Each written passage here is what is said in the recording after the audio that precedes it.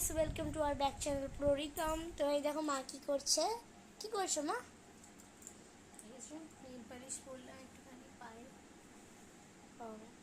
Nail polish পরছি।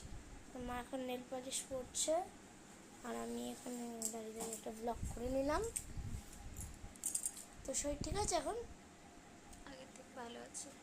তো তোমরা কেউ জানো না জানো, আমি পড়তে গেছিলাম তখন মায়ের শরীর খারাপ করছিল। তো ওখান থেকে পড়ে এসে বাড়িতে চলে এলাম টোটো করে। বাড়িতে এসে মা একটু রেস্ট নিল।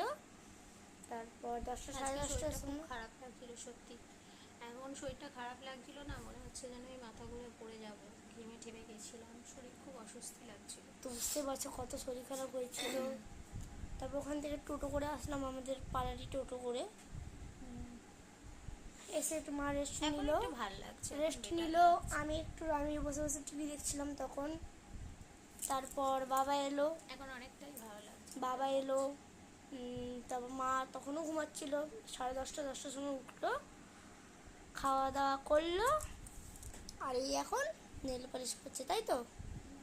পায়ে নেল পালিশগুলো উঠে গেছিল, তাই একটু পরলাম। নেল পালিশ করছে। টাটা।